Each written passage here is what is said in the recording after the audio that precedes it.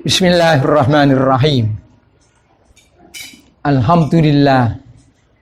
Nasta'inuhu wa nastaghfiruh.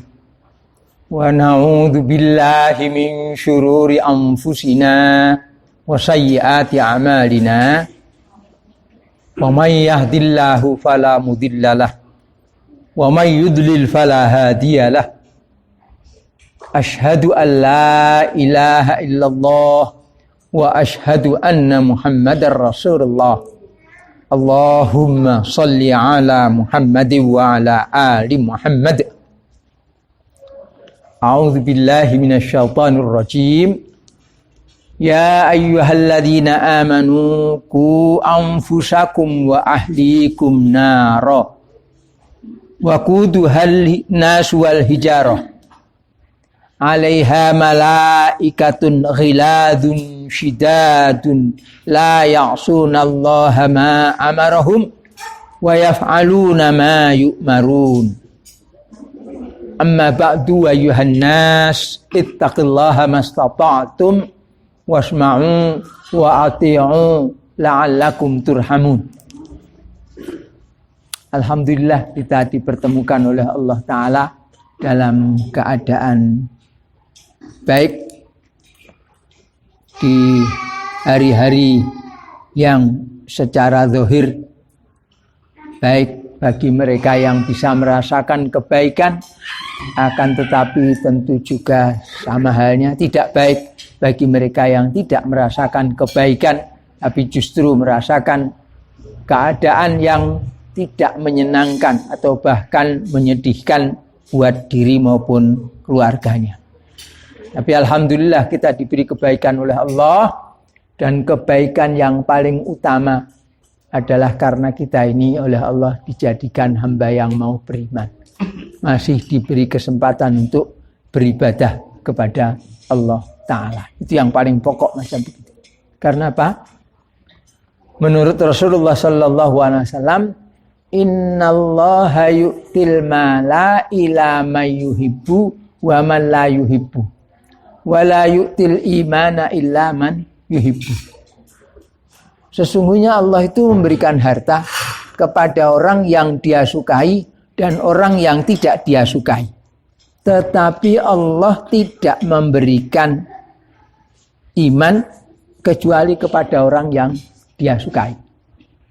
Artinya, kalau orang diberi kekayaan dunia oleh Allah, diberi harta yang banyak, diberi kesehatan, diberi kekuatan, belum tentu itu tanda bahwa dia itu disukai oleh Allah Ta'ala. Walaupun sampai orang-orang kafir pun, orang Kristen pun dapat duit banyak, dapat keuntungan mendadak, mengatakan Alhamdulillah, bisa bilang Alhamdulillah ya.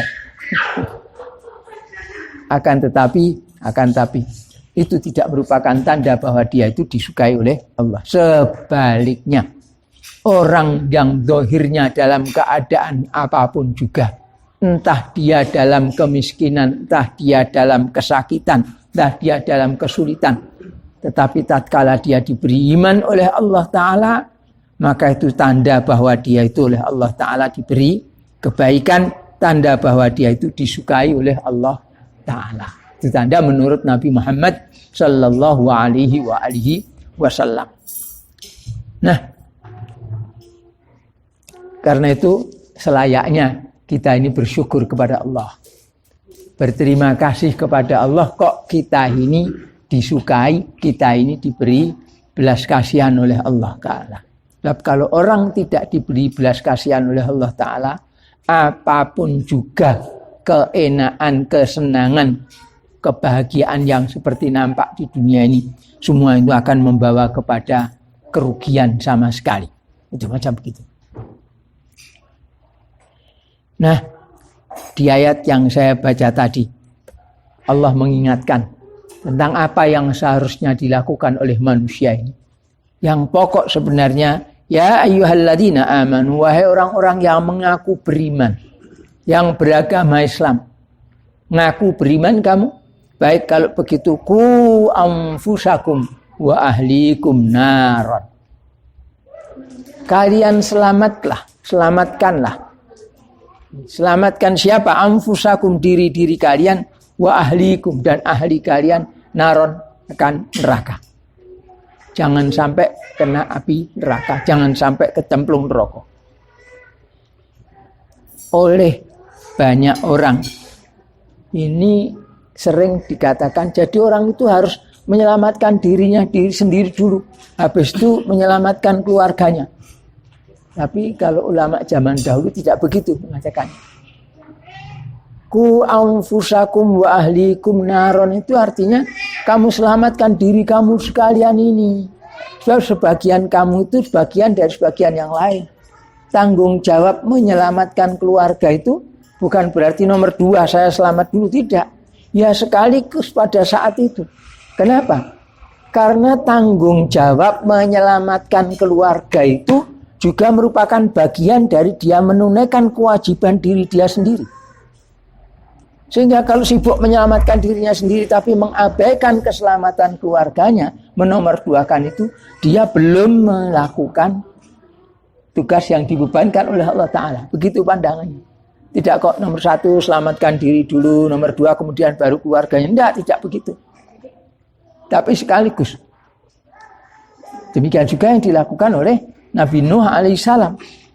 Tatkala memanggil ya bunaya irkam ma'ana, bukan kok itu tinggalkan dulu, enggak. Sejak semula sudah diajak putranya itu berada dalam keimanan.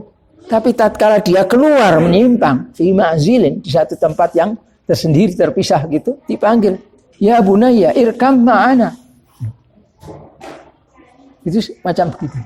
Jadi kembali tadi ya, kalau pengertian ulama zaman dulu bukan kok dipisah menjadi 2. Dirinya dulu lalu keluarga, enggak. Penyelamatan keluarga itu menjadi satu dengan tanggung jawab penyelamatan dirinya sendiri. Dalam artian kalau dia menyelamatkan dirinya sendiri, mengabaikan keluarganya, karena itu dianggap nomor 2, nanti saja yang penting selamat diri, dia salah memahami itu. Artinya ada sebagian kewajiban yang dia abaikan. Sama, saya mementingkan sholat dulu, soal puasanya nanti saja. Nah, lain tahun saja saya kerjakan. Oh, tidak boleh begitu. Apa yang dibebankan itu semuanya harus dilakukan. Itu loh bedanya, cara pandangnya. Bukan kok yang ini dikerjakan, yang itu nanti dulu. Bukan. Tapi sekaligus itu merupakan satu kewajiban yang harus dilakukan. Dan Allah menerangkan tidak di satu ayat ini saja. Neraka itu waquduhan nas wal hijarah. Sebagaimana disebutkan di surat Al-Baqarah juga, ya. Fattaqun naral lati waquduhan nas wal hijarah, di ayat yang ke-24 dari surat Al-Baqarah. Neraka itu digambarkan saking panasnya, saking besarnya apinya. Bahan bakarnya dari batu, tapi juga digambarkan secara nisbi bahwa manusia itu juga menjadi bahan bakarnya. Kenapa? Karena di sana manusianya itu terbakar menyala membara, bukan cuma terbakar melonyoh gitu saja, enggak. Saking panasnya itu loh, manusianya itu juga menjadi bara api, melu murup ning kono itu. Jadi bagaimana bisa membayangkan yang macam begitu? Kalau kita kena api terbakar melonyoh dan sebagainya, gosong, mateng, itu masih bisa terbayangkan. Ini sampai menyala itu. Waquduhan nas wal hijarah. Jadi bukan saja dia itu dibakar, tapi dia juga ikut menyala di sana. Dia sudah luar biasa panasnya yang ada di sana. Tidak terbayangkan dengan panas di dunia ini. Dan tidak cukup dengan begitu. Dikatakan alaiha malaikatun ghiladun syidadun. Di sana itu ada malaikat. Kalau bahasa Arab, malaikat itu artinya banyak malak. Tapi kalau di Indonesia, seorang malaikat. Malaikat kok seorang. Sama dengan kalau di bahasa Arab, kalau satu alim, kalau banyak ulama. Tapi kalau di bahasa Indonesia, seorang ulama. Seorang kok ulama bagaimana tuh? Ya, tapi ya sudah, itu masalah bahasa setilah. Apa? Setilah itu, istilah. Itu sudah dipakai secara umum. Tidak apa-apa. Beranda teknis sesok kubur, we. Di sana ada para malaikat, bukan cuma satu, bukan cuma 2. Yang para malaikat itu sifatnya itu mereka itu keras, kasar, rilat, keras, kasar, syidat, keras dan rilat, keras, kasar. Tidak ada kelembutan sama sekali berhadapan dengan ahli neraka itu. Ana emung kereng, ana emung getak, ana emung tegan. Raja tega kalau cara bahasa Indonesianya ini. Tidak ada peri kemanusiaan, beratau melu Pancasila soalnya itu. Adanya peri kemalaikatan. Apa peri kemalaikatan? Itu di belakangnya. La ya'sunallaha ma amarahum wa yaf'aluna ma yu'marun. Mereka itu tidak menentang Allah, tidak mendurhakai Allah pada semua apa saja yang Allah perintahkan kepada mereka itu. Melakukan apa saja yang Allah perintahkan kepada mereka. Tidak menentang, tidak mendurhakai, tapi melakukan semua yang diperintahkan. Kon tidak, kon nyeret, seret, kon meletet, kon gebuk, digebuk. Itu macam begitu itu. Itu ancaman yang diberikan oleh Allah sebenarnya kepada mereka-mereka yang sembrono di dalam hidup, melakukan perbuatan-perbuatan dalam kehidupan dunia ini. Itu macam begitu itu. Artinya itu satu peringatan buat kita, jangan sampai kita sembrono dalam kehidupan ini terhadap syariat Islam. Syariat Islam itu berisi aturan-aturan yang disebut dengan ibadah mahdhah. Berisi doktrin dan ritual. Kalau menurut bahasa di luar sana itu. Kok doktrin bagaimana? Ya didoktrinkan. Allah itu ada satu, itu doktrin. Tidak perlu dipikir lagi. Tidak pakai mikir, adanya mau beriman. Kamu maunya masalahnya mau beriman apa tidak, gitu saja. Kalau mau beriman. Tidak beriman, ya tidak. Itu isinya begitu. Kalau orang dulu mengatakan bila kaifah. Tidak pakai bagaimana. Kalau bertanya bagaimana itu salah pertanyaan. Tidak pakai bagaimana. Allah kok sah mengurusi segala semua yang ada di dunia ini. Bagaimana? Tidak pakai bagaimana. Allah itu maha kuasa. Bisa menjalankan apa saja yang dia kehendaki. Ya. Itu macam itu. Banyak perkara yang kalau orang luar mengatakan doktrin, kita mengatakan kita beriman kepadanya. Ya. Itu tolong kayunya ditempelkan ke pintu saja, dirapatkan. Biar anak-anak tidak masuk. Ya, saya lanjutkan. Nah, di samping itu juga ada aturan-aturan yang logis, masuk akal. Walaupun tetap didasari atas dasar iman tadi. Sebab kalau tanpa keimanan, aturan-aturan yang berlaku untuk baik ibadah maupun muamalah ini semuanya akan diterjang, tidak ada artinya. Tidak ada ketaatan. Sampai-sampai Imam Ali radhiyallahu taala anhu mengatakan, "Lau kana dinul aql la fawqal la tahtal khuf ahqqu an yumsah." Kalau saja din ini dasarnya akal, ini saya bagian bawah khuf itu lebih patut untuk diusap. Sebab yang menginjak-injak tanah, menginjak-injak ini bagian bawah bukan atasnya. Tetapi karena ini doktrin, karena ini masalahnya iman, diperintah untuk mengusap bagian atasnya khuf, ya bagian atasnya diusap, tidak usah bawahnya. Gitu. Ini ibadah masalah. Jadi ibadah adanya taat, karena inti daripada peribadatan itu adalah ketaatan.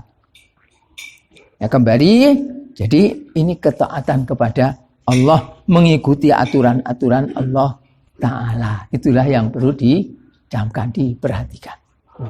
Di luar itu tidak ada kebaikan yang bisa diperoleh oleh manusia. Di luar itu tidak ada kata menjalankan din. Yang ada adalah di luar dinul Islam itu. Itu macam begitu.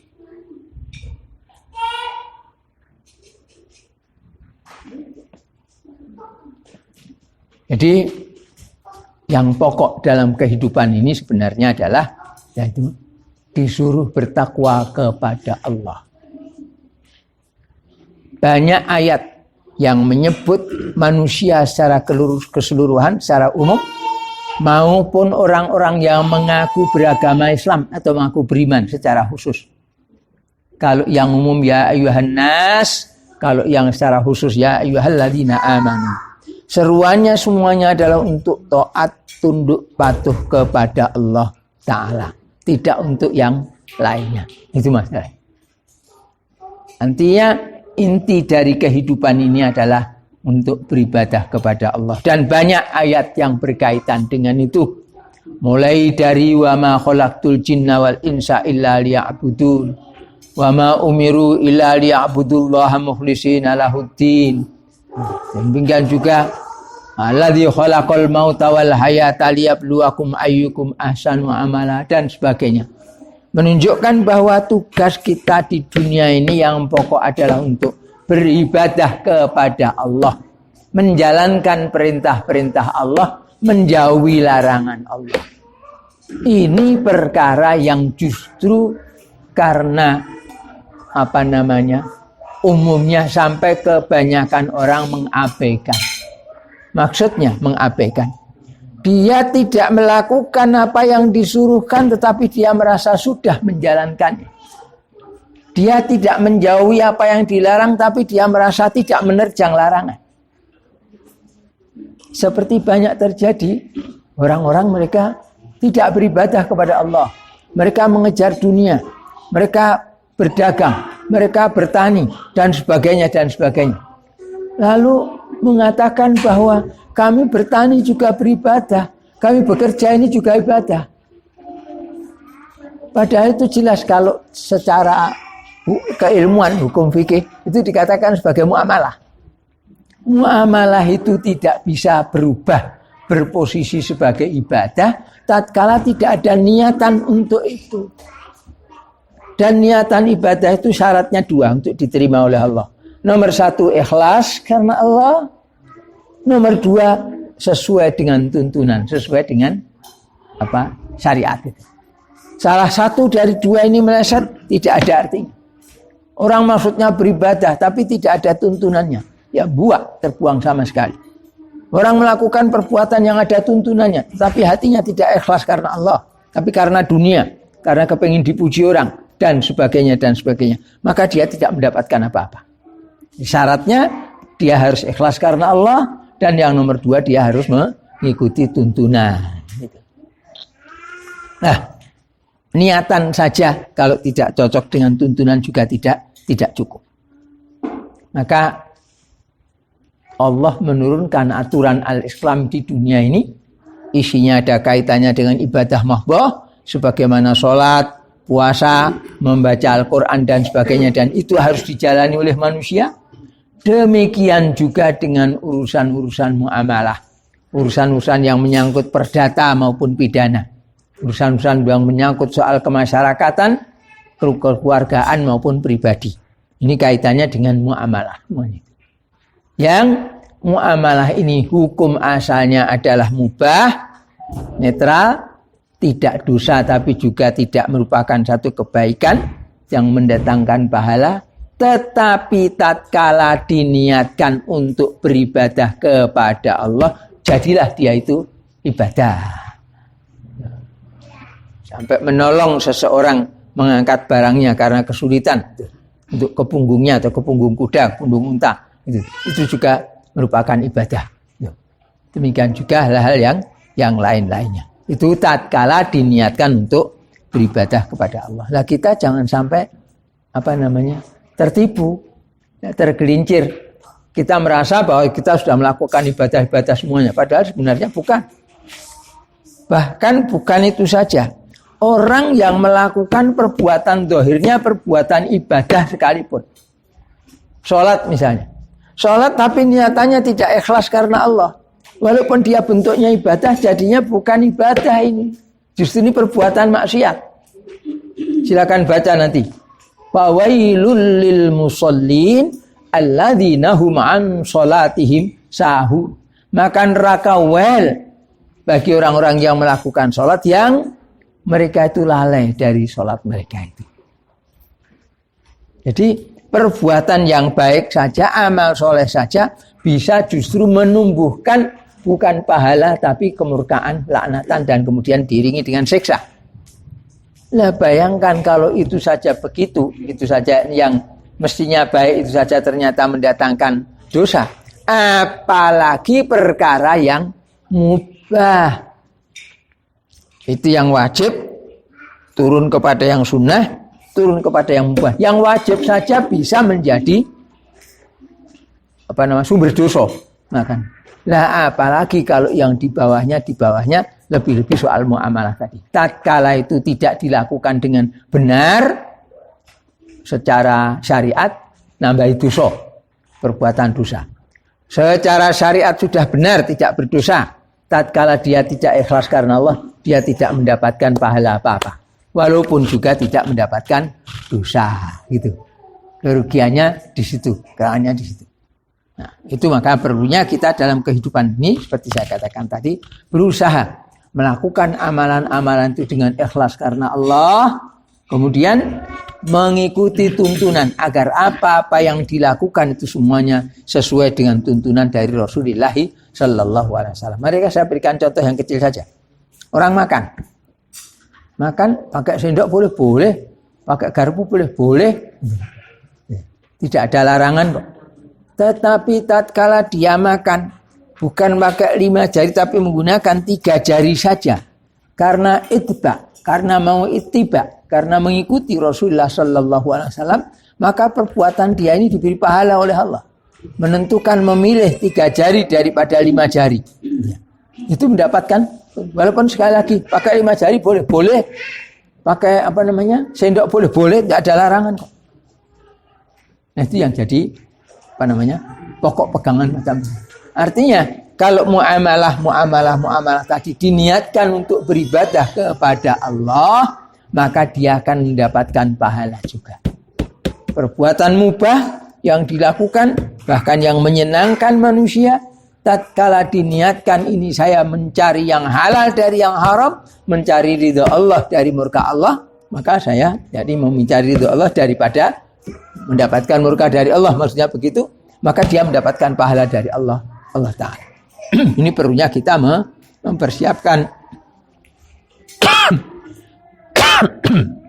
niatan kita di dalam beramal ini. Sama saja amalan-amalan tergolong muamalah, apalagi kalau itu masalah ibadah. Dalam kehidupan sehari-hari misalnya, Rasulullah Sallallahu Alaihi Wasallam mengatakan dalam hadis yang sebagaimana hadis yang diriwayatkan oleh At-Tirmidzi dan lainnya, beliau mengatakan khairukum li ahli wa ana khairukum li ahli wa idza mata sahibukum fada'uhu. Hadis hasan sahih menurut At-Tirmidzi. Maksudnya sebaik-baik kamu sekalian itu adalah sebaik-baik kamu sekalian kepada ahlinya. Jadi kalau si A berbuat baik kepada ahlinya, si B juga berbuat baik kepada ahlinya, terus si A ternyata dalam berbuat baik kepada ahlinya itu lebih baik daripada si B, maka si A mendapatkan derajat yang lebih baik, mendapatkan pahala yang lebih utama, yang lebih baik daripada si B. Walaupun B juga tetap mendapatkan kebaikan. Nah, tolak ukurnya adalah bagaimana dia bersikap kepada keluarganya. Kalau kepada keluarganya dia tidak bersikap baik, ya dengan sendirinya dia tidak termasuk dalam golongan yang khairukum ini. Artinya tingkatannya kalau dia rendah ya rendah. Kalau sikap pada keluarganya baik, ya dia menjadi baik. Kalau ini lebih, kurang. Itu macam begitu. Tolak ukur yang diberikan oleh Nabi Muhammad Sallallahu Alaihi Wasallam. Di antaranya pada perkara-perkara seperti itu tadi. Ya. Nah ini ayuhan nas. Nah, tentunya banyak perkara, bukan hanya itu saja ya. Dalam cara makan, dalam cara mandi, dalam cara buang air, dalam cara demikian hal-hal yang lain-lainnya. Dalam bersikap pada keluarganya, bersikap kepada tetangganya, bersikap pada orang-orang yang lemah, orang-orang miskin dan sebagainya. Itu masing-masing ada tanda-tanda bagi keimanan seseorang yang itu merupakan pelajaran yang diberikan oleh Nabi Muhammad Sallallahu Alaihi Wasallam, sedang dia itu menerima dari Allah Ta'ala. Kalau kita melihat soal ibadah misalnya ya, sholat itu diatur mulai berdiri menghadap ke arah kiblat ya. Syaratnya itu mulai dari bersihnya badan, pakaian dan tempat dari najis. bersihnya badan dari hadas kecil maupun besar, kan gitu ya. Kemudian juga berdiri menghadap ke arah kiblat, takbiratul ihram, bagaimana tangannya berisyarat waktu takbiratul ihram, ya sampai perkara yang kecil-kecil, sampai perkara duding pasang telunjuk waktu duduk itu pun juga diatur, dicontohkan oleh Rasulullah Sallallahu Alaihi Wasallam. Maka kalau ulama mengatakan bahwa yang namanya ibadah itu hukum asalnya itu haram sampai ada perintah, ada contoh dari Nabi Muhammad Sallallahu Alaihi Wasallam. Kalau ada, lah itu baru ya jadi boleh untuk dilakukan. Sebaliknya, hukum asal dari muamalah, hukum itu asalnya adalah mubah. Sampai ada nas yang menunjukkan bahwa itu terlarang, bahwa itu dilarang, bahwa itu tidak boleh. Apa saja yang dilakukan, makan boleh, makan apa saja, tetapi kemudian ada batasnya. Apa itu? Hurrimat alaikumul maitatu wadamu dan seterusnya. Itu muamalah itu macam begitu. Baiknya perintah sudah tertentu, sholat subuh 2 rakaat, sholat maghrib 3 rakaat dan sebagainya. Tawaf di Ka'bah, menjadikan Ka'bah sebelah kirinya. Jadi seperti berlawanan dengan arah jarum jam muternya ya. Kemudian tawafnya 7 kali, dihitung. Tidak kok lebih banyak lebih baik, enggak. Ya yang lebih baik yang pas sesuai tuntunan. Kalau tidak sesuai tuntunan tidak baik. Jadi batasnya itu mengikuti tuntunan atau tidak. Tidak mengikuti tuntunan tidak baik. Mengikuti tuntunan baik. Itu ibadah mahdhah itu seperti itu. Ibadah yang sudah ditentukan bagaimana cara-cara menjalankannya. Ya, termasuk juga di dalamnya itu pelajaran-pelajaran soal zikir, wirid dan sebagainya itu. Zikir, wirid ya yang ada tuntunannya. Kebetulan kemarin 2 hari yang lalu ya. Bener kemarin datangnya 2 hari yang lalu terus malam. Itu ada tamu. Dia katanya ikut sudah 2 tahun bagaimana ikut sebuah thariqat. Terus mengamalkan bacaan sholawat ini, sholawat itu, perbanyak sebanyak-banyaknya dan sebagainya. Terus dia mengatakan, rupanya karena saya baca seperti itulah, maka usaha saya ini berhasil. Saya rodok ngempet. Rodok ngempetnya gimana? Dia bilang usahanya berhasil, usahanya dimudahkan oleh Allah. Tapi menurut pengakuan dia sendiri juga, dia tertipu 550 juta rupiah. Kemudian masih ada yang tanggungannya dia seluruhnya 5 miliar rupiah. Yang 2 miliar gini, yang itu bagaimana Ustadz tahu, yang 1 miliar begini, karena begini, begitu dan seterusnya. Cuma saya tidak menunjuk kejelekannya itu waktu saya mengatakan begini saudara. Seseorang melakukan suatu perbuatan apa itu wirid atau yang lainnya, malam-malam atau baca Quran dan sebagainya. Dengan persangkaan dengan itu utangnya hilang, dengan itu kesulitannya hilang. Bisa saja itu berhasil. Bisa saja. Tetapi itu tidak menjadi tanda bahwa perbuatannya itu tadi diridhoi oleh Allah Ta'ala. Loh, kok ngono? Nah, iya. Kecuali kalau tadi yang dilakukan tadi ada contohnya dari Rasulullah Sallallahu Alaihi Wasallam, misalnya sa'i 7 kali kan, dari Sofah ke Marwah 1, dari Marwah ke Sofah 2, dari Sofah ke Marwah 3, begitu sampai 7 kali. Ada tuntunannya. Tuh. Waktu sujud membaca ada tuntunannya. Tetapi dalam hal dia melakukan hal-hal yang menyimpang, katakanlah misalnya sujud wa aqrabu ma yakunul abdu ila rabbih wa huwa fis sholati. Orang kalau sholat dalam keadaan paling dekat pada Allah. Wah, kalau gitu saya sujud maca Quran wae. Pahalanya biar berlipat gaya.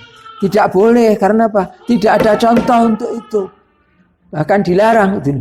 Ya, jadi tapi saya sesudah saya berbuat begitu, dagangan saya laris itu.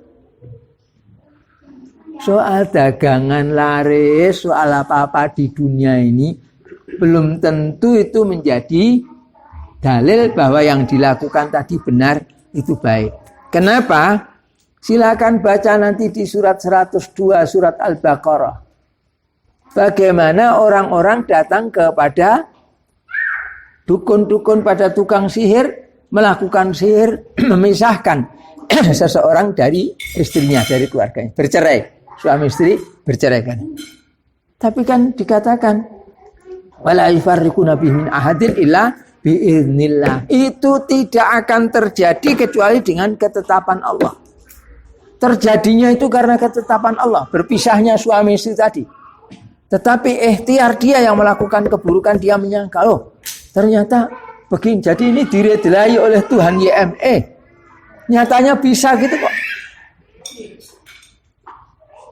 Kan mereka itu ternyata dikatakan oleh Allah Ta'ala, mereka yang berbuat begitu tidak melakukan sesuatu kecuali yang tidak bermanfaat, malah menjadi madar buat diri mereka itu sendiri. Nah, kembali kepada tadi pokok pembicaraan. Jadi, apa yang dilakukan disangkakan sebagai penyebab bagi berhasil usahanya di dunia, ini belum tentu benar, kecuali sesuatu yang ada contoh dari Rasulullah Sallallahu Alaihi Wasallam. Ada contoh untuk melakukan begini begitu, lalu dijadikan dan hasilnya seperti yang dikatakan oleh Rasulullah. Benar itu. Tetapi kalau ada orang mengamalkan sesuatu yang tidak ada tuntunannya, lalu mendapatkan sesuatu, lalu dia menghubungkan seolah-olah ini berhasil, jawabnya bisa jadi berhasil, tapi ini bisa jadi ini jelek. Seperti tadi yang disebutkan di surat Al-Baqarah 102 tadi, orang yang berhasil memisahkan seseorang dari istrinya, suami istri sudah bercerai itu, perbuatannya itu bukan perbuatan baik. Walaupun dikatakan bahwa yang dia lakukan itu tidak mungkin bisa terjadi, terwujud, ya, berhasil, kecuali karena ketetapan dari Allah Ta'ala bahwa dia akan tertimpa begini, begitu, dan seterusnya. Ini yang perlu gitu ya. Jadi jangan sampai seperti saudara kita tadi yang kemarin dulu datang. Ya, saya sudah berusaha mengingatkan, mudah-mudahan yang bersangkutan diberi petunjuk oleh Allah Ta'ala. Kalau tidak, tidak mungkin akan mau mengikuti seruan. Nah, aturan-aturan itu semuanya dipakai. Aturan dalam rumah tangga juga begitu, aturan dalam kemasyarakatan juga begitu, soal pendidikan juga begitu, soal perdagangan dan lain-lainnya juga seperti itu. Nah, di hadis yang saya baca tadi, khairukum li ahli. Siapa di antara manusia ini dari kalangan hamba Allah ini yang paling baik bersikap berbuat kepada keluarganya, maka dia itu sebaik-baik orang dibandingkan dengan orang-orang lain yang sama derajatnya dengan dia, sama-sama mengurusi ahlinya, tapi yang dia bersikap paling baik, berlaku paling baik, bertutur paling baik, maka itu dikatakan sebagai orang yang paling baik. Dan kalau Rasulullah Sallallahu Alaihi Wasallam mengatakan itu yang khair, itu yang baik, itu artinya dia akan mendapatkan balasan yang baik juga di hadapan Allah Ta'ala. Nah, dalam hal ini ada perkara yang lainnya lagi yang saya sebutkan tadi kan diantarakan muamalah ya. Contoh-contoh muamalah, bahwa kita ini dalam muamalah itu juga kita dituntut untuk mengikuti aturan Allah. Kalau kita mengikuti aturan Allah maka kita akan mendapatkan pahala. Kalau tidak, kita akan mendapatkan siksa. Kalau itu tidak merupakan kewajiban, maka kalau kita mengikuti sunnah, kita menjalankan seperti apa yang disebutkan dalam syariat, maka kita akan mendapatkan pahala dari Allah Ta'ala untuk kemudian bermanfaat nanti di akhirat sana. Nah, di antaranya apa yang harus kita perhatikan, kita lakukan juga ialah sebagaimana dikatakan oleh Nabi Muhammad sallallahu alaihi wasallam, man tashabbaha biqaumin fahuwa minhum. Barang siapa yang menyerupai satu kaum, maka dia itu termasuk dari golongan mereka itu. Tasyabuh, penyerupaan, itu tidak dibatasi dalam soal apa saja. Bukan berarti kalau ibadahnya tiru-tiru baru minhum dah. Ibadah juga ya sudah jelas. Kalau ibadahnya seperti dilakukan di gereja-gereja, mereka di gereja kan biasa kalau beribadah buat mereka itu nyanyi-nyanyi, tepuk-tepuk tangan gitu. Merasa dengan begitu mereka itu akan mendapatkan ridho dari Tuhan mereka. Ini yang dilakukan macam begitu. Nah, sebagaimana juga Allah teruskan yang mereka lakukan dalam beribadah di Masjidil Haram, orang-orang musyrik itu, yang tidak ada lain kecuali syul-syul dan tepuk-tepuk tangan saja. Tapi mereka merasa dengan begitu beribadah kepada Allah Ta'ala. Nah, maksudnya tentu saja kita jangan berlaku seperti itu. Karena untuk ibadah itu sudah ada ketentuannya. Seperti saya katakan tadi, soal sholat sudah diatur kok. Allahu Akbar. Ini juga bunyi Allahu Akbar kok. Kok tidak la ilaha illallah? Loh, kenapa la ilaha illallah? Karena katanya afdhalul dzikri annahu la ilaha illallah. Jadi lebih baik daripada Allah Akbar. Kalau gitu kita ganti saja la ilaha illallah. Apa begitu? Tidak boleh. Itu namanya takbiratul ihram. Takbir untuk mengharamkan sesuatu yang sebelum takbir tadi halal. Gitu. Nah, disebut takbiratul ihram karena itu. Nah, tidak diganti dengan yang lainnya. Sekali lagi itulah ibadah. Kita diperintah untuk taat, yaitu saja yang dilakukan. Nah, kembali ke tadi soal muamalah tadi, menyerupai satu kaum fahuwa minhum, maka dia termasuk golongan mereka itu. Karena apa? Keserupaan dengan mereka kok. Bahkan Rasulullah sallallahu alaihi wasallam diriwayatkan juga dari ngati-hatinya.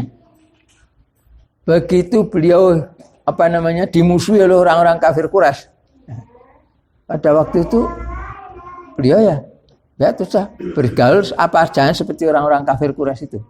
Sebagaimana yang lainnya, waktu bersisir Nabi Shallallahu Alaihi Wasallam membelah rambut kepalanya ini. Jadi sisirannya itu dari tengah sini ke kanan, separuh yang lainnya ke kiri gitu. Maklum ya, kan orang melakukan begitu juga. Tetapi begitu beliau hijrah ke Madinah, didapati bahwa orang-orang Madinah, orang-orang ahli kitab itu mereka tidak melakukan yang seperti itu. Lalu mereka, maaf saya gini.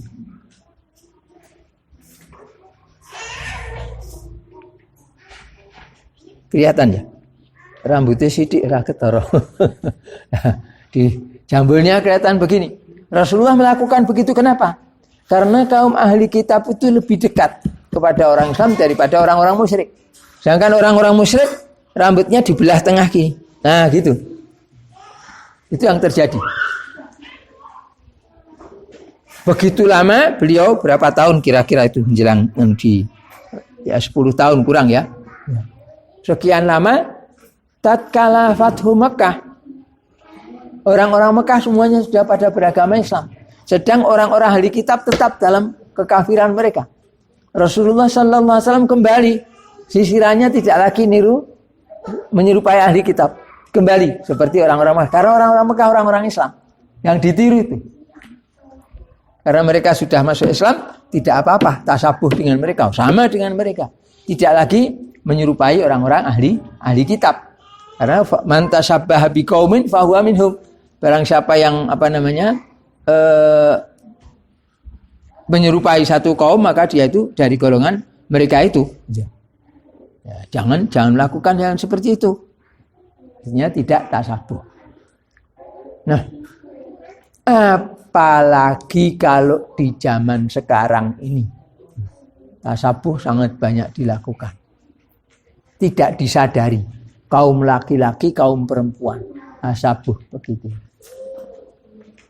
Mulai dari zaman sudah agak lama juga sebenarnya. Yang laki-lakinya pakai celana ngelembre. Antek kena nggo nyaponi dalan ibaratnya begitu. Tasabuh dengan siapa itu? Muhammad sallallahu alaihi wasallam tidak melakukan yang seperti itu. Yang jelas itu dilakukan oleh orang-orang yang sombong, orang-orang yang takabur. Sampai hari ini juga begitu kebiasaan orang-orang banyak yang begitu, celananya ngelembre. Ya, kalau kita beriman pada Allah tidak layak kita meniru perbuatan mereka yang seperti itu. Karena tasabuh berarti menggolongkan diri ke sana. Tasabuh kaum perempuannya pakai pakaian-pakaian metetet. Yang dulu kami berteriak-teriak kami itu saya dan para aktivis yang lainnya itu berteriak-teriak untuk menganjurkan kaum perempuan memakai kerudung. Nah, lalu berhasil, banyak yang ikuti, tapi kemudian banyak yang lainnya yang ikut melakukan begitu, tapi bukan niatannya untuk mengikuti syariat Islam. Tapi bagaimana mereka tetap mempertahankan kejahilian mereka. Apa itu? Yang dilakukan mereka pakai pakaian-pakaian ngapret. Ya dikudungi, tapi ngapret. Masih tetap menunjukkan aurat mereka. Mulai dari kepala sampai ke kaki. Itu yang terjadi macam begitu itu. Ya mestinya kalau orang beriman tidak begitu. Kenapa kok mereka berbuat seperti itu? Karena walaupun mereka beragama Islam, sebenarnya mereka belum sampai pada tingkatan iman. Sehingga mau melakukan apa yang disuruhkan oleh Allah Ta'ala karena niatan untuk mendapatkan ridho dari Allah Ta'ala. Kepentingannya kepentingan dunia. Apalagi tatkala itu membawa keuntungan. Seseorang kain dhisik pakaiannya udah bledeh, memamerkan tubuhnya, memamerkan segala sesuatu yang ada padanya. Begitu kena kasus, kena tangkap polisi, diserahkan ke pengadilan, disidang, pakai kudung. Bukan pakai kudung ngapret lagi, yang dipakai kudung yang longgar. Memang sengaja dibuat seperti itu. Itulah contohnya. Jadi mereka itu tidak mengikuti aturan Allah untuk menjalankan aturan Allah, tidak. Tetapi ada tujuan-tujuan dunia untuk mengatur penampilan mereka, menyesuaikan diri dengan posisinya, syukur bisa mendongkrak, membantu penampilan mereka. Oh, ini loh sekarang jadi baik. Oh, ini asalnya sebenarnya orangnya baik. Atau sebaliknya melakukan begitu. Oh, walaupun pakai jilbab ternyata juga bisa jadi maling, bisa jadi koruptor, bisa jadi pengkhianat, dan seterusnya, dan seterusnya. Ya, itulah hal-hal negatif yang muncul di sana-sana. Nah, kembali, makanya kita jangan tasabuh kepada mereka. Bahwa mereka berusaha tasabuh, itu urusan mereka. Tapi kita jangan tasabuh dengan mereka itu. Bergaul dengan anak-anak pang, pung, peng, cabang, pang, ranting gitu kan. Terus habis itu potongan rambutnya juga dibuat seperti itu. Potongannya diplontros, bagian tengahnya dibikin jegrak, ngadeg gitu. Misalnya begitu. Nah, orang yang baik-baik tidak pantas melakukan perbuatan yang seperti itu. Seberapa dia menyerupakan diri dengan orang yang tidak baik, ya sedemikian pula tuh sekian lama banyaknya itu dia memerosotkan diri dia. Sebaliknya tatkala dia tasabuh dengan orang-orang yang baik, sedemikian rupa dia berusaha untuk mengangkat diri dia kepada kebaikan. Itu gambarannya seperti itu. Jadi kalau katakanlah yang baik itu sebelah kanan, yang jelek itu sebelah kiri, seberapa banyak dia menyimpang ke sebelah kiri, itu menunjukkan derajat dia. Sebagaimana seberapa banyak dia menyimpang ke sebelah kanan, itu menunjukkan bagaimana derajat dia dalam menjalankan dinul Islam ini. Itu secara zahir. Cuma kita sekali lagi kita dituntut oleh Allah Ta'ala untuk melakukan segala sesuatunya ini dengan ikhlas karenanya, ikhlas karena Allah, agar dibalas oleh Allah Ta'ala. Yang kalau tidak karena itu, tidak karena itu maksudnya tidak karena mencari ridha Allah, tidak mungkin Allah akan memberikan pahala, tidak mungkin Allah akan memberikan keridhaannya. Padahal yang dicari adalah radhiyallahu anhum wa radu an. Allah ridha dari mereka dan mereka pun juga ridha dari pemberian Allah sebagai balasan untuk diri mereka itu. Nah, ayuhan nas, sekali lagi saya ingatkan, banyak manusia yang tidak menyadari yang seperti ini di luar sana itu. Maka kita jangan meniru mereka, tapi kita hendaknya berusaha mengikuti apa yang dituntunkan oleh Rasulullah SAW. Tasabuh jangan kepada orang-orang yang tidak baik. Memang itu bisa jadi tidak terasa untuk mereka yang sudah biasa begitu. Dulu waktu saya masih kerja di rumah sakit, karena saya bagian farmasi, jadi saben hari itu pergulatan saya dengan obat-obatan. Waktu di ruang produksi, di apotek dan sebagainya nimbangi obat. Nanti pindah di bagian yang lainnya, bagian gudang juga itu juga bahu obat lagi. Saya tidak merasa. Tetapi kalau saya pulang ke rumah kepada keluarga saya, kebetulan kami 5 keluarga kumpul di satu tempat yang mungkin cuma bagian dalamnya itu separuhnya ruangan ini barangkali, separuh atau lebih sedikit lah. Itu untuk 5 pasang keluarga. Itu yang begitu saya pulang ke rumah, assalamualaikum. Oh, baunya sudah ini. Andai kata tidak salam pun sudah ketahuan karena baunya, kata mereka. Karena apa? Badan saya pakai baju safari kuning itu zaman dulu gitu ya. Itu baunya bau obat tadi terbawa dari gudang, dari tempat saya praktek bekerja itu. Pulang terbawa gitu. Dan saya tidak merasa. Badan saya itu baunya macam begitu, tidak merasa. Maksud saya itu sebagai satu gambaran. Tatkala seseorang itu bergaul dengan kalangan tertentu, dia tidak merasa. Dia waktu pulang atau ketemu orang-orang lain, kelihatan itu. Omongnya, gayanya, sifatnya itu berubah seperti yang sana. Tapi yang bersangkutan sendiri tidak menyadari begitu itu. Ini yang seringkali manusia tidak menyadari. Kepada siapa dia bergaul, persis seperti yang dikatakan oleh Rasulullah Sallallahu Alaihi Wasallam. Orang yang bergaul dengan orang yang baik-baik itu seperti bergaul dengan orang yang punya minyak wangi. Paling tidak dia akan dapat baunya. Syukur-syukur nanti dia diberi, dapat minyak wangi dia. Itu macam begitu. Sebaliknya orang yang bergaul dengan orang yang tidak baik, itu seperti orang bergaul dengan tukang pandai. Bagi yang belum tahu tukang pandai ya, tukang pandai itu punya dapuran api gitu untuk membakar besi yang akan ditempa. Nah itu ditiup, niupnya itu pakai biasanya 2 tabung gitu. 2 tabung sak gini-gini gede ini, ada pompanya. Kelepnya itu biasanya terbuat dari kain atau semisalnya. Kalau takut panas biasanya dilapisi dengan yang lainnya yang agak tahan api. Jadi ini ditekan, set gini, nyebul sana. Sementara yang satunya ini diangkat untuk narik udara dari sini. Nah ganti deh, set jadi orangnya gini. Di sana meniup terus, jos. Nah hasil tiupan yang terus-menerus ini menghamburkan abu dan lelatu api. Nah gambarannya orang yang bergaul dengan orang yang jelek seperti orang yang bergaul dengan berada di tempat penempaan besi tadi, tukang pandai tadi. Paling sedikit dia dapatkan bau tidak enak, bau besi dibakar. Salah-salah dia kena percikan abu atau malah percikan lelatu api itu bisa kena dirinya. Jadi 2 gambaran tadi dari Rasulullah Sallallahu Alaihi Wasallam. Orang kalau bergaul dengan orang-orang yang baik itu bisa jadi dia menjadi baik. Paling tidak dia melihat, menyaksikan kebaikan. Sebaliknya kalau orang bergaul dengan orang yang jelek, yang tidak baik, itu dia menyaksikan kejelekan dan salah-salah nanti malah dia kena kejelekan juga. Yang wujudnya tadi abu atau lelatu api tadi. Artinya besar kecilnya tergantung kepada kalau Jawanya nasib. Nasib adalah bagian ya.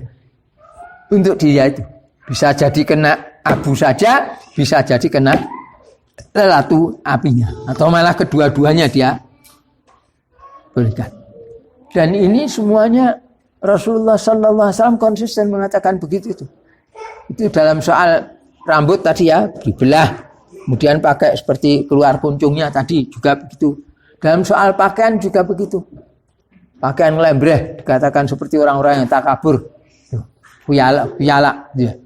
Dikatakan tidak akan tidak diterima salatnya oleh Allah Ta'ala. Orang yang macam begitu itu. Nah, bukan hanya itu saja, bahkan sampai contohnya juga waktu Rasulullah Sallallahu Alaihi Wasallam hijrah ke Madinah, antara orang Mekah dengan orang Madinah itu punya kebiasaan berbeda. Kalau orang Mekah mati dikuburkan. Kuburannya itu modelnya sakaf. Jadi menggali kuburan, terus di bawahnya, di dasarnya itu dibuat lagi lubang yang lebih kecil. Seperti yang dilakukan oleh kebanyakan orang Jawa ini. Mekah begitu. Tapi kalau Madinah tidak. Madinah menggali terus sampai ke bawah ini, lalu ke samping. Namanya lahat. Yang dinamakan liang lahat itu yang menyamping itu. Kalau yang ke bawah itu namanya pecahan, belahan, pecahan. Kata Rasulullah sallallahu alaihi wasallam waktu beliau di Madinah makan lana lahat. Kalau untuk mereka enggak, mereka saksi ini, gelan itu. Itu tatkala belum Fathu Makkah. Tetapi sesudah Fathu Makkah, karena mereka semua sudah masuk Islam seluruhnya, adat itu diterima kembali. Sehingga ringkasnya di zaman kita ini, zaman kita apa zaman sakniki? Zaman sakniki apa betul? Duitnya terus. Di zaman sekarang ini muslimin boleh dia mengubur dengan jalan model seperti orang Mekah tadi, di lubang tengahnya tadi ya, kemudian ditutup, atau boleh juga dengan lahat seperti ahli Madinah, dibikin lubang menyamping lalu mayatnya dimasukkan sana. Yang intinya lalu kedua-duanya itu sama, mayatnya itu tidak langsung ditimbun dengan tanah, tapi diberi rongga, sedikit rongga, sehingga mayatnya tidak langsung tertimbul melekat dengan tanah begitu. Tapi masih ada jarak, ada ruangan katakanlah gitu untuk si mayat itu tadi. Caranya ada macam-macam. Nah kalau nanti misalnya karena ngubur mayat itu dianggap sebagai bagian dari ibadah kan gitu ya. Di kitab fikih kan ada kitab janaiz ada sendiri. Sehingga kalau nanti misalnya ada akal-akalan untuk menghemat kuburan, saiki diureki wae. Jadi kuburan itu tidak kok digali mayat gitu kan. Diureki nganggo bor yang gede itu. Kurek segede orang gini. 2 meter apa piye. Terus mayite cekel kuncungi. Cemplung nih. Plung jadi gini. Lah gini. Piye yen ngono wae gitu. Nah karena tidak ada tuntunan kita tidak akan mau kalau begitu. Ora apa-apa ora urung ya wis bosok gitu. Boleh saja bosok akan tapi tidak ada tuntunan soal itu. Kita salah. Sebab ini merupakan satu ritual. Acara tertentu. Wong mati iki didusi, bar didusi dikafani, bar dikafani disolate, bar disolatnya dikubur selesai. Kan gitu. Nah, itu mesti diikuti tata caranya. Yang ada tuntunannya Pak ini. Kalau mati dibeginikan, memandikan caranya begini, mengkafankan caranya begini gitu loh ya. Dan seterusnya dan seterusnya. Nah, ini dilakukan secara khusus mengikuti tuntunan dari Rasulullah sallallahu alaihi wasallam, tidak mengadopsi semua yang dilakukan oleh orang banyak, terutama sekali apa-apa yang dilakukan oleh orang-orang musyrik. Walaupun dalam urusan muamalah. Nah, kalau dalam urusan ibadah sudah barang tentu karena itu ada contoh dari Rasulullah sallallahu alaihi wasallam, mana-mana yang ada contohnya dilakukan, mana-mana yang tidak ada contohnya tidak dilakukan. Isinya begitu saja. Karena kita ini sekedar menjalankan apa yang disuruhkan oleh Allah Ta'ala. Menjalankan apa yang dibimbingkan oleh Nabi Muhammad sallallahu alaihi wasallam. Itu yang pokok. Jadi saya ulangi apa yang saya sampaikan. Saya berbicara sudah hampir 1 jam lamanya, kurang sedikit ya. Apa yang saya sampaikan ini pada prinsipnya mengajak ayo kita semuanya kembali bertakwa kepada Allah, mengatur niatan kehidupan kita dan niatan memenuhi mengisi kehidupan kita ini dengan ikhlas untuk persembahan kepada Allah. Karena itu jangan kita melakukan perbuatan-perbuatan yang tidak ada contohnya dalam soal ibadah. Yang ada contohnya pun, demikian juga dalam soal muamalah pun, kita melakukan itu diusahakan ikhlas karena Allah. Supaya tidak sia-sia. Sebab kalau mubah dilakukan tidak karena Allah, ya sudah dia tidak dapat apa-apa. Tapi dilakukan sebagai peribadatan pada Allah Ta'ala dapat pahala. Itu berbeda dengan kewajiban. Kalau kewajiban harus dilakukan dengan ikhlas karena Allah Ta'ala. Sunnah juga begitu, dilakukan ikhlas karena Allah Ta'ala. Adapun yang bagian mubah, kalau bisa dilakukan ikhlas karena Allah, mencari pahala dari Allah, niscaya lebih baik. Karena tujuan dia di dunia akan tercapai, ditambah lagi dia mendapatkan tambahan pahala di akhirat sana. Ya. Dan tidak ada yang lebih baik kecuali kita semuanya ini menyerahkan perkara kita kepada Allah Ta'ala dan memohon pertolongan kepada Allah Ta'ala. Karena itu mari kita bersama-sama mendekatkan diri kepada Allah, memohon pertolongan Allah Ta'ala dalam urusan-urusan kita semuanya, baik dalam urusan-urusan dunia maupun dalam urusan-urusan ta'abud untuk mencari keridhaan Allah, lebih-lebih lagi dalam soal itu. Ya. Tetapi katakan lebih-lebih bukan berarti yang satu boleh diabaikan, bukan. Tapi yang jelas kebanyakan manusia mikiri masalah ibadah mahdoh saja, sedangkan urusan muamalahnya dikesampingkan, seolah-olah boleh dilakukan dengan berbagai macam cara tanpa memperhatikan syariat Islam, yang itu yang salah. Nah, kita jangan menempuh cara yang seperti itu. Ya? Bismillahirrahmanirrahim. Alhamdulillahirabbil alamin. Allahumma salli ala Muhammad wa ala ali Muhammad. Allahumma ighfir lana wa li ikhwanina alladhina sabaquna bil iman. Wa la taj'al fi qulubina ghillan lil ladzina amanu. Rabbana innaka ra'ufur rahim. Rabbana la tuzigh qulubana ba'da idh hadaitana wa hab lana min ladunka rahmah innaka antal wahhab. Rabbana hab lana min azwajina wa dhurriyyatina qurrata a'yun waj'alna lil muttaqina imama. Rabbana wa la tu'akhidhna in nasina aw akhtana. Rabbana wa la tahmil 'alaina isran kama hamaltahu 'alal ladina min qablina. Rabbana wa la tuhammilna ma la taqata lana bih wa'fu 'anna waghfir lana warhamna anta maulana fansurna 'alal qaumil kafirin. Allahumma la tada' lana dhanban illa ghafartah wa la hamman illa farrajtah wa la daynan illa qadaitah wa la maridan illa shaffaitah wa la aduwan illa khadaltah wa la hajatan min hawaijid dunya wal akhirati hiya laka ridwan illa qadaitaha lana bi rahmatika ya arhamar rahimin. Wa sallallahu ala Muhammad wa ala ali Muhammad walhamdulillahi rabbil alamin.